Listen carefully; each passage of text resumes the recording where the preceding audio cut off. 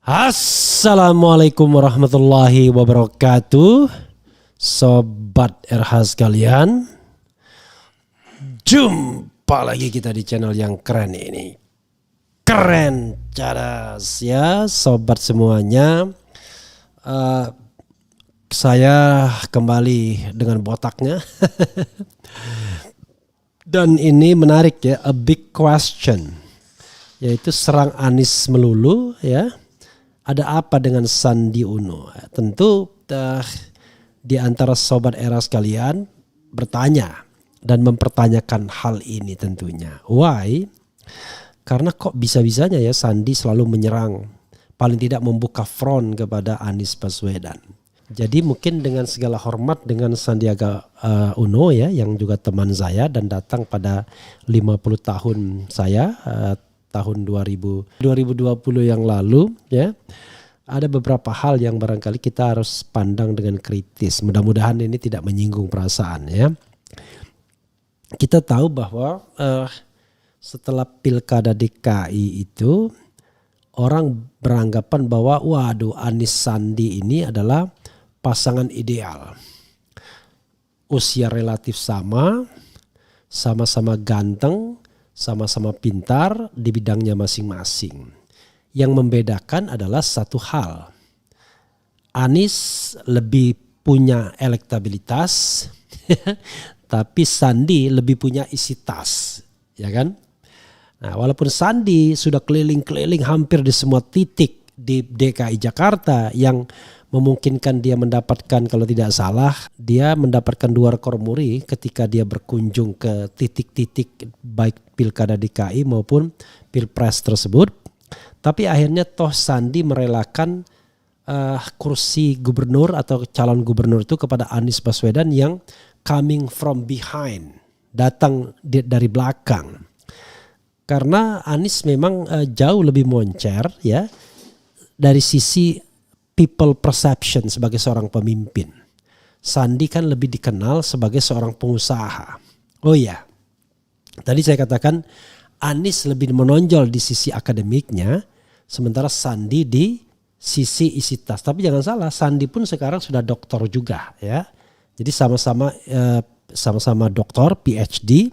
Tapi bedanya Anies mengabdi di dunia pendidikan dan relatif well established karena pernah jadi rektor Universitas Paramadina. Tapi Sandi dikenal sebagai seorang pengusaha yang berhasil, pengusaha muda ya. Seorang putra dari orang yang juga top ya, Min Uno. Dan ini membuat kemudian 2 orang ini dianggap seperti Soekarno-Hatta. Tapi from the beginning orang paham bahwa tidak mungkin dia jadi Soekarno-Hatta. Soekarno-Hatta itu 2 pasangan yang saling melengkapi. Satu besar ya, tinggi paling tidak, satu kecil, satu lebih karismatis, satu lebih administratif, satu agak ke tengah kiri, satunya lagi tengah kanan ya. Nah, jadi mereka sesungguhnya faktor yang saling melengkapi. Anies Sandi to some extent juga saling melengkapi.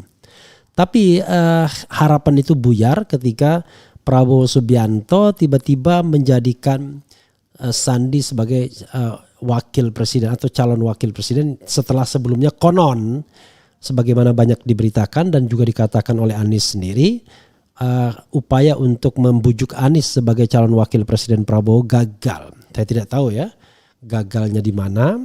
Tapi kalau kita bicara dengan a common sense itu gagalnya ya karena Anies melihat nggak ada peluang untuk menjadi pemenang kalau berpasangan dengan Prabowo. Lain halnya kalau berpasangan dengan Jokowi. Makanya at that time ya semua calon wakil presiden itu mau dipasangkan dengan Jokowi. Macam-macam lah. Ada join, Jokowi Imin, ada macam-macam. Sehingga semuanya ingin dipasangkan dengan Jokowi karena mereka yakin Jokowi akan memenangkan kontestasi lagi. Dan ternyata it happens ya. Dan satu hal juga, sebenarnya taktik Gerindra juga bagus juga. Dia tarik Anies Baswedan sebagai calon gubernur dengan harapan Anies mengundurkan diri sebagaimana dilakukan oleh Sandi Uno dan Sandi naik sebagai gubernur. Tapi itu tidak terjadi ya. Mungkin Anies membaca gelagat itu juga. Jadi ini sekali lagi ini analisis ya, tolong jangan baperan ya pendukung Anies, karena tidak ada malaikat dalam politik. Yang ada adalah salah satunya adalah kalkulasi. Dan itu kalkulasi itu wajar karena kita diberikan ilmu dan kecerdasan untuk melakukan kalkulasi tersebut. Nah, ketika Sandi yang ditarik entah apa alasannya, apa karena alasan isi tas, karena elektabilitas tidak kuat. Waktu itu Sandi bukan orang yang disebut-sebut sebagai calon wakil presiden. Karena calon wakil presiden itu kan berputar pada Anies Baswedan, kemudian Mahfud MD. Ya sosok-sosok seperti itulah yang dianggap lebih moncar sebagai wakil presiden. Dan ternyata betul Jokowi pengen menjadikan Mahfud sebagai calon wakil presidennya. Tapi mungkin begitu terakhir-terakhir dilihatnya pasangannya gak kuat-kuat amat, yaitu Prabowo Sandi, maka cukuplah dengan Ma'ruf Amin yang no elektabilitas juga, yang non elektabilitas juga. Jadi dua wakil presiden adalah wakil presiden yang tidak memiliki elektabilitas. Tetapi jangan salah, ketika head to head Prabowo Jokowi, ya banyak yang mengatakan Jokowi unggul. Tapi begitu Prabowo dipasangkan dengan Sandi dan Jokowi dengan Ma'ruf, maka terjadi pergeseran sedikit. Suara Jokowi turun, suara pada waktu itu Prabowo naik. Artinya Sandi menjadi faktor plus bagi Prabowo, sementara Ma'ruf Amin justru menjadi faktor minus bagi Jokowi. Tapi itu cerita masa lalu, karena pada waktu itu ya 2019 sepertinya Jokowi kuat. Jadi walaupun dia punya calon wakil presiden yang tidak begitu moncar elektabilitasnya, bahkan cenderung sudah sangat senior, itu tidak mempengaruhi kemenangannya. Dan lucunya Sandiaga Salahuddin Uno kemudian berhenti sebagai wakil gubernur. Padahal posisinya cuma wakil, dan ternyata jabatan wakil gubernur itu tidak juga diisi sampai dia kemudian selesai prosesi berpemilu. Baru kemudian diisi kira-kira setelah Pilpres 2019, 2020 baru diisi sepertinya. Saya lupa kurang lebih ya 2020 dan selesai 2023. Jadi Reza Patria hanya menjabat kurang lebih ya kira-kira 3 tahun lebih sedikit. Jadi yang menarik adalah kenapa Sandi harus mengundurkan diri. Padahal mudah-mudahan saya tidak keliru, belum berubah aturannya. Yaitu mereka bisa cuti di luar tanggungan ketika berkampanye. Tapi mungkin pada waktu itu Sandi semangat tinggi, pengen total, dan dia juga mungkin menikmati panggung besar dibandingkan panggung yang tidak terlalu besar, walaupun besar juga di Pilkada DKI, tapi ini panggung yang jauh lebih besar dan penetrasinya sampai ke daerah. Ternyata sahabat era sekalian, dia mengundurkan diri, spending 1 triliun ketika saya interview, dan ternyata paling tidak rugi-rugi amat karena dia kemudian direkrut ke dalam pemerintahan Jokowi walaupun hasil reshuffle terhadap Wisnu Tama. Tapi paling tidak dia masuk di dalam reshuffle tersebut. Jadi dia kemudian menjadi bagian dari pemerintahan, dan sejak itulah sebenarnya Sandiaga Salahuddin Uno kehilangan sinar cemerlangnya sebagai seorang calon pemimpin dari kubu oposisi. Karena kalau dia jalan dari kubu pemerintahan, maka dia mungkin kemarin berpikir dia akan menjadi kuda hitam untuk misalnya menggantikan Ganjar Pranowo. Tapi tentu saja harus disertai dengan elektabilitas, dan ternyata elektabilitas Sandi selalu di saf kedua, bukan di saf pertama, sehingga tidak bisa naik.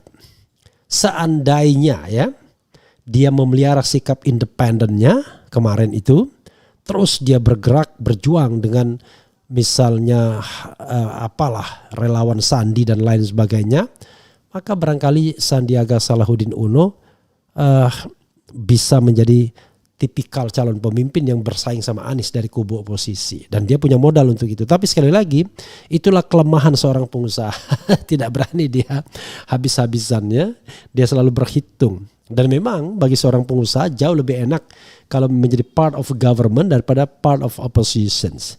Karena itu Sandiaga Salahuddin Uno sekarang seperti sudah kehilangan kaki oposisinya bersama Anies Baswedan hilang, karena dia meninggalkan Anies, kaki oposisinya kepada Prabowo bersama Prabowo juga hilang karena baik dia maupun Prabowo datang kepada pemerintahan dan menjadi part of government.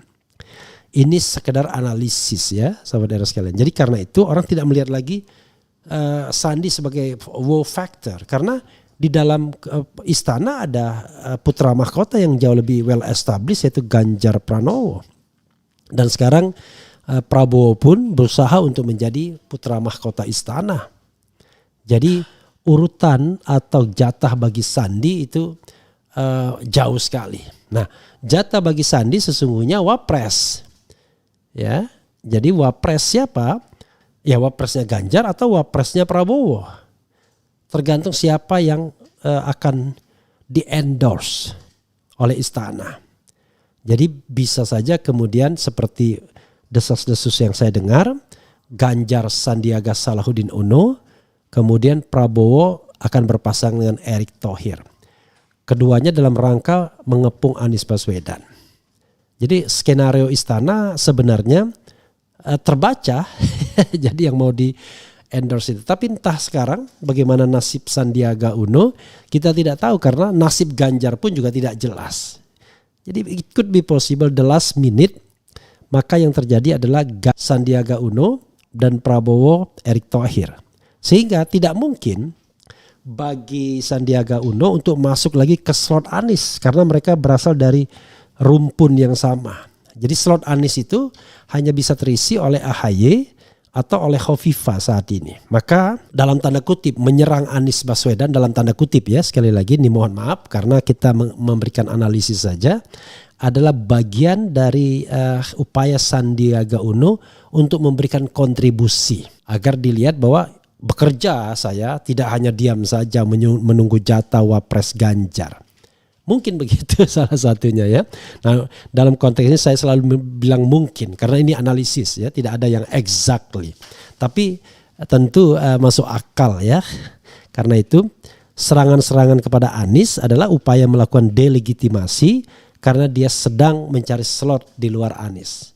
Dan sangat mungkin slot itu adalah ke Ganjar Pranowo. Karena Sandiaga Uno to some extent dengan jaringan pemilu di 2019 paling tidak masih banyak mengikat atau memikat orang-orang di pedesaan misalnya yang tentu tidak mengikuti perkembangan politik mutakhir. Dia hanya melihat, wow ada Prabowo masih, ada Sandiaga Uno yang kemarin kampanye. Dan ini jauh lebih advance dibandingkan Anies yang belum pernah berkampanye sampai ke pelosok-pelosok.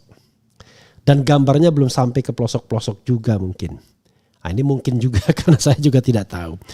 Ya sahabat-saudara sekalian, itu ya yang bisa kita lihat dan kita analisis ya. Wassalamualaikum warahmatullahi wabarakatuh. Ciao.